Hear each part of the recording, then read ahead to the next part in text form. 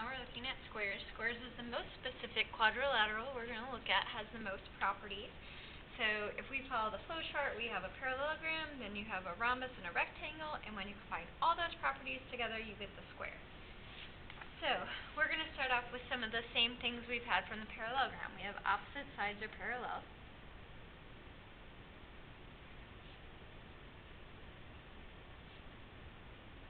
So parallel, remember, are our arrows. Arrows mean these two sets of parallel sides.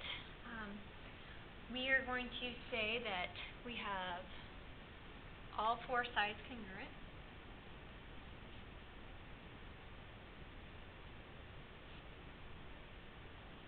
Which is the same as a rhombus. So we have a congruent line on each of those sides. We have four right angles.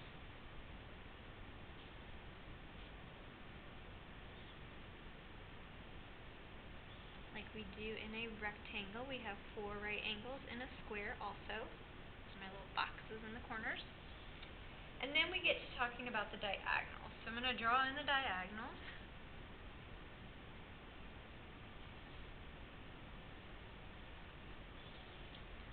From a parallelogram, we have diagonals bisect each other.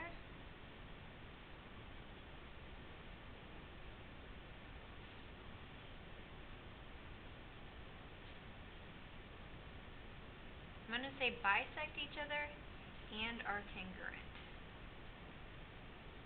The reason I'm going to say that on the same line, I can't really see my congruent symbol there. The reason I'm going to say that all at the same time, is so that I can show that all four of these segments are equal, because the diagonals are not only the same length, but they are also cut in half. So, like I said, similar to the rectangle, that's a rectangle rule. The thing we get from the rhombus is the diagonals are perpendicular.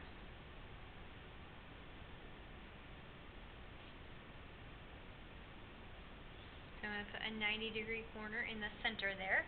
And we also get the diagonals bisect the angles.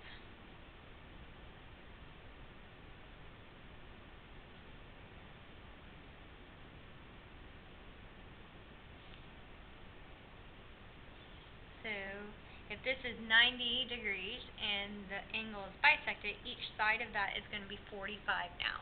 And that only happens in a rhombus and a square, that the angle is bisected. And the last one I'm going to put, just to make sure I have everything here, I think we'll say consecutive angles are supplementary.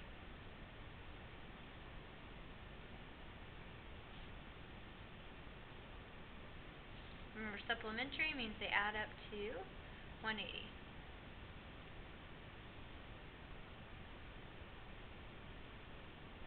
There's no way to mark that in the picture, it's just to know 90 plus 90 is 180. So, supplementary means 180 degrees. Alright, so now let's use all those different properties we've learned and apply them to some pictures. We have STUV as a square, SW is 2x plus 13, and WU is that. So this is on a diagonal. Diagonals are bisected. So diagonals bisect each other.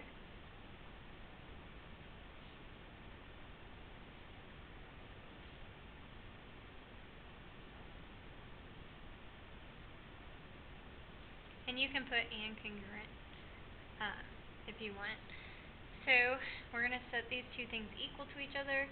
2x plus 13 equals 8x minus 41. We'll solve by getting our x's on the same side. So let's subtract the 2x to one side. Gives us 6x. Going to add the 41 to the 13. That gives us 54. Divide by the 6. I'm going to flip that, so x equals 9. This was just to plug it back in for VT. Well, there's no VT, but VT is an entire length, and we know that the diagonals are congruent. So if I plug it in here, 2 times 9 is 18, plus 13 is 31, So if I know this is 31 and this is 31, an entire length of the diagonal should be 62, which makes that diagonal also 62.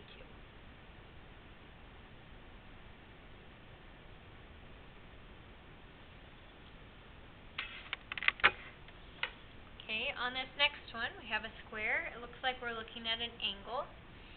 In this square, angles are 90 degrees. So, but not only is that, but it also only asks for half of the angle. So I might do two things on this: 4 right angles, and the diagonal bisects the angle.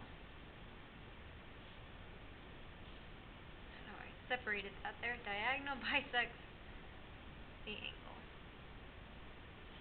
So I'm going to do 7x plus 3 equals 45. So 7x equals 42. X equals 6. This one doesn't give you any measurements, but knowing it's square, we know that most of them are actually probably going to be 90. If it's not 90, it's going to be 45. So PRS is this part right here in this picture. So PRS is 45 degrees. Because we know this is 90 and it's bisected. So half of 90 is 45. STR is at the center. The center of all these are perpendicular, so that's 90 degrees. PSR is a corner of a rectangle is also corner of a square is 90 degrees. And QPR is this corner up here. QPR would be 45 degrees. It's half of that corner. Alright, last one we're going to look at. This is kind of related to this. I feel like similar to the last one we did on the rhombus. If we can find the length of one side of a square, we can find the perimeter, because we know all the sides are the same. And it also asks me for the area. So the other one we did with the rhombus only asked me for perimeter, but this one says and area. So let's find the length using our distance formula. X's would be 2 minus a negative 3, makes it become plus.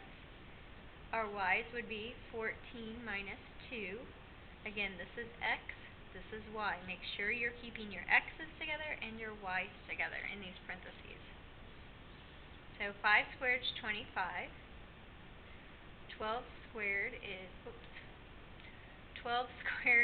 144.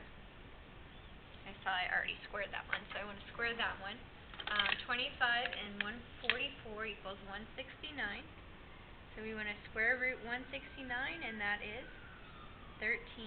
So perimeter would be taking 13 times 4, because there's 4 sides.